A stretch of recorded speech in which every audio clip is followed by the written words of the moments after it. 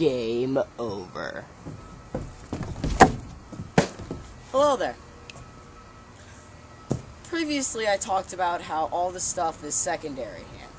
I mean, all of this is happening over thousands of years. Last time I checked, we didn't live that long. So we get our proof from other places. Here, let's go to my chalkboard and I'll show you everything. Now, there are 4 big ways we know about all this. Fossils, how all the continents look like they're giant puzzle pieces, magnetic reversals, and radiometric dating. Now, I'm going to start with the easy one first. Now, if you've ever looked at a map, the continents do look like they're giant puzzle pieces. Like South America and Africa. They kind of work like this.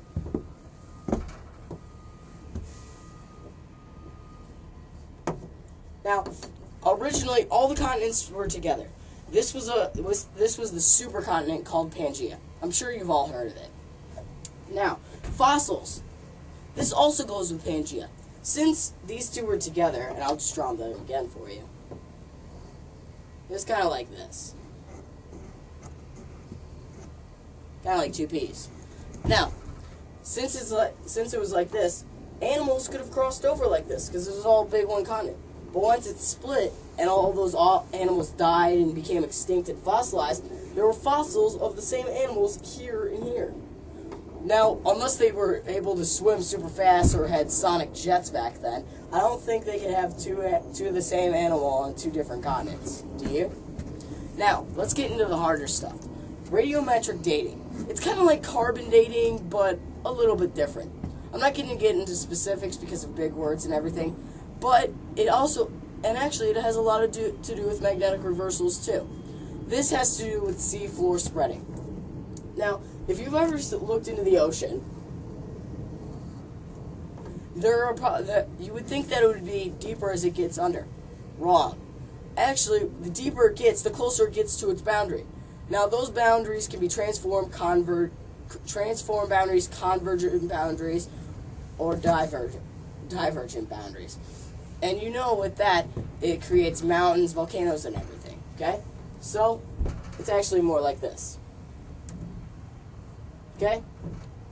Now, as the lava is spewing out of this, it's creating new rock.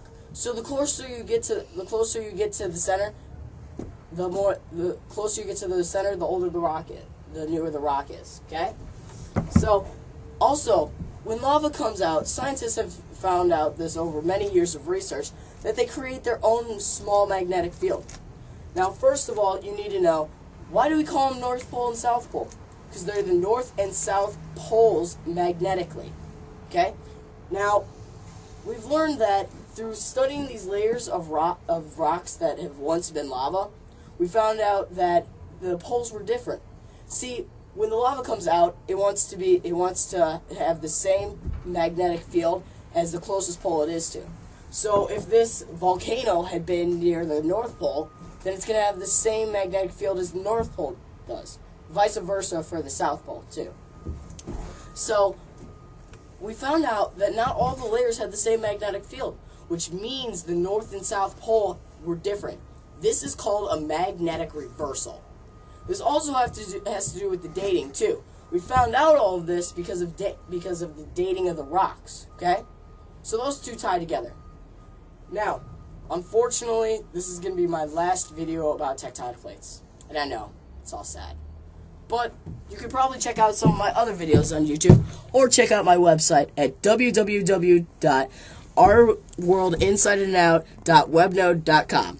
See ya.